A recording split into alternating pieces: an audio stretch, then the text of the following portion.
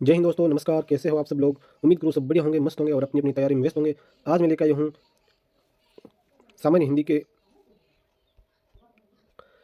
पिछले एग्जाम में पूछे गए सर्वनाम टॉपिक के प्रश्न।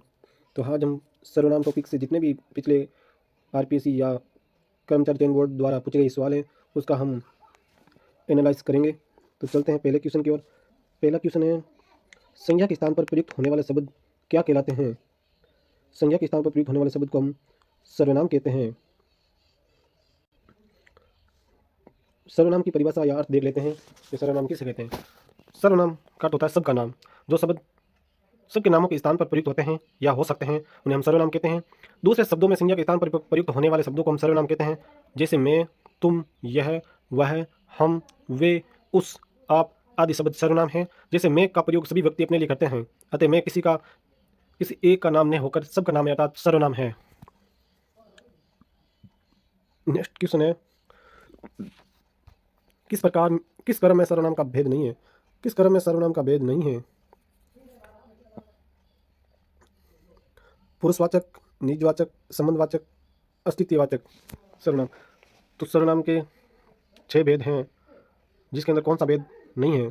तो पुरुषवाचक सर्वनाम होता है, निजवाचक होता है, संबंधवाचक होता है, लेकिन अस्तित्ववाचक नाम का सर्वनाम नहीं होता है।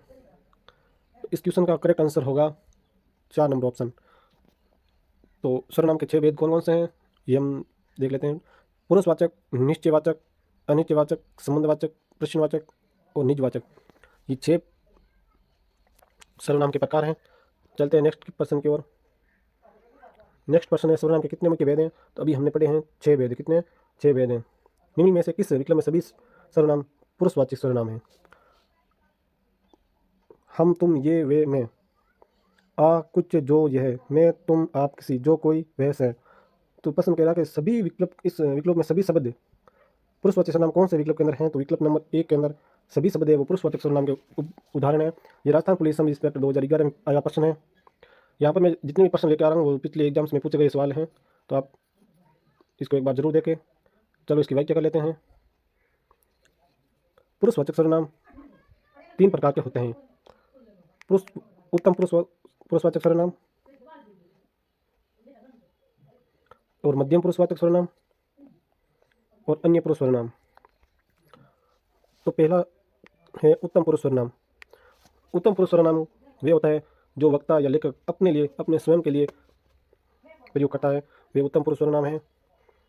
जैसे मैं, मेरा, हम, हमारा, मुझको, हमको, मैंने, हमने, मुझे, हमें, मुझसे। और मध्यम पुरुष सर्वनाम कौन सा है? मध्यम पुरुष सर्वनाम है वो लेखक किसी दूसरे के संबंध में बात करता है, तो वहां पर मध्यम पुरुष सर्वनाम होगा। जैसे तू, तुम, तुम्हारा, तुझको, तुमको, तुम्हें, तुझे, आपको और आप लोगों को, ये हैं मध्यम पुरुष सर्वनाम के कुछ प्रयोग। तीसरा है अन्य पुरुष सर्वनाम। अन्य पुरुष सर्वनाम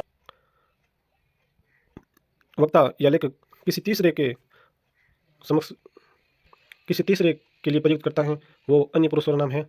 जैसे वे, वह, उन्हें, उसे, इसे, उसे, ये, वे और इसने, उसको, उसने, आप, आपका। तो इस सर्वनाम की छोटी सी ट्रिक है, आपको बता देता हूँ कि उत्तम कहता मध्यम सुनता होती अन्य की बात।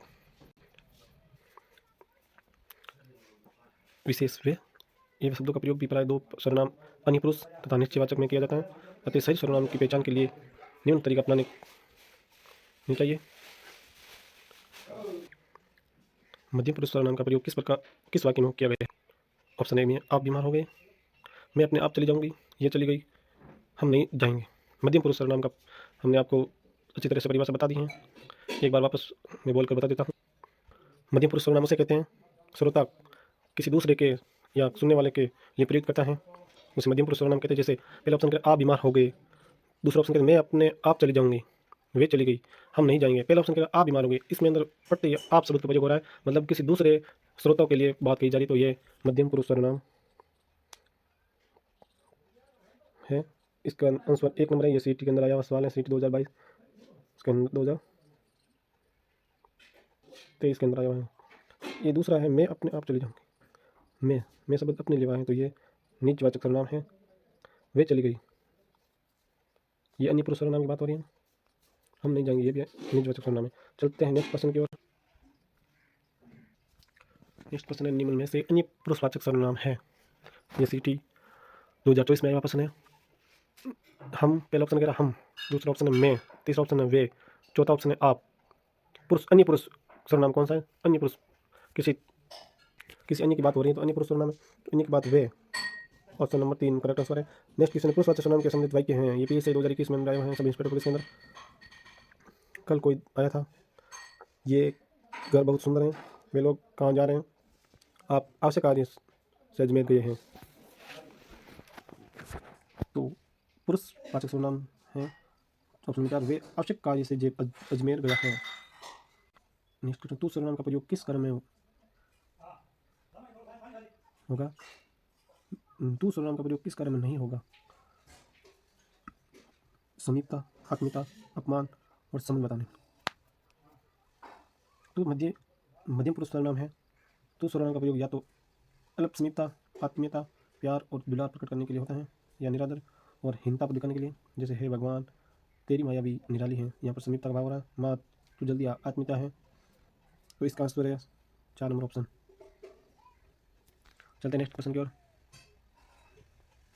प्रश्नवाचक सर्वनाम का समूह है प्रश्नवाचक सर्वनाम। ये 8/8/2011 के अंदर आया हुआ प्रश्न है। प्रश्नवाचक जैसे कौन, किसे, कब, जब प्रश्न का बोध हो उसे प्रश्नवाचक सर्वनाम कहते हैं। चलते हैं नेक्स्ट प्रश्न की ओर। शायद कमरे में कोई छिपा हुआ है, इस वाक्य में कौन सा एक पद है? शायद कमरे में कोई छिपा है, मतलब हमें किसी प्रकार की जानकारी नहीं है, तो अनित्यवाचक सर्वनाम है। 3 नंबर ऑप्शन करेक्ट आंसर है। चलते हैं नेक्स्ट प्रश्न पर। नेक्स्ट प्रश्न है,